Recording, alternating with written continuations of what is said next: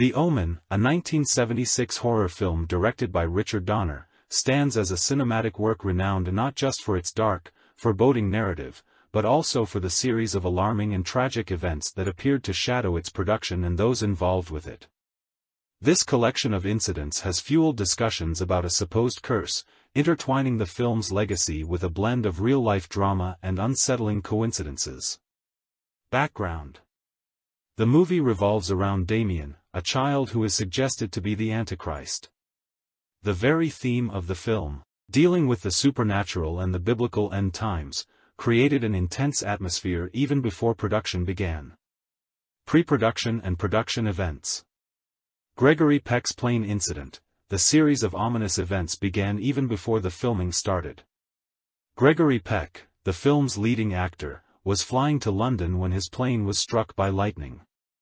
While aviation experts note that commercial planes are designed to withstand lightning strikes, the timing was uncanny.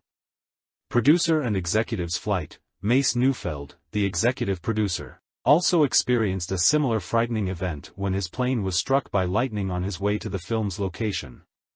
These back-to-back incidents involving key figures of the film set an unsettling tone. IRA hotel bombing. Adding to the series of chilling coincidences, the hotel where Richard Donner and Mace Neufeld were staying was bombed by the IRA. Neither of them was injured, but the close call was another addition to the list of bizarre occurrences.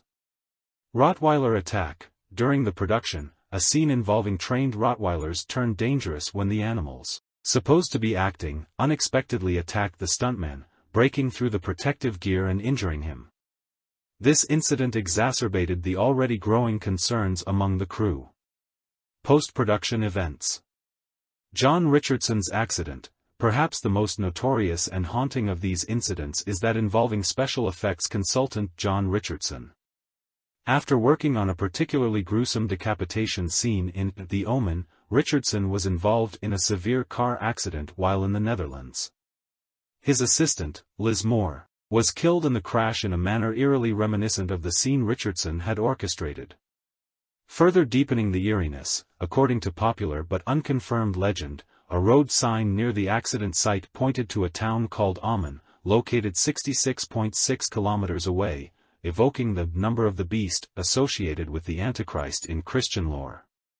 Gregory Peck's personal tragedy. Adding to the aura of misfortune, Peck's son, Jonathan, tragically took his own life 2 months before filming began. This personal sorrow for Peck came at a time when he was preparing for a role that dealt intimately with the relationship between a father and a troubled son. Analyzing the curse: these instances, when viewed collectively, can give the impression of a supernatural curse. It's crucial, however, to approach such a narrative with rational skepticism. The film industry, especially for large-scale productions like The Omen, involves extensive travel, complex stunts, and large crews working under varying and often stressful conditions, which can increase the probability of accidents and unfortunate occurrences. Additionally, psychological factors like the movie's dark subject matter can heighten awareness and sensitivity to any adverse events, leading to a perception bias.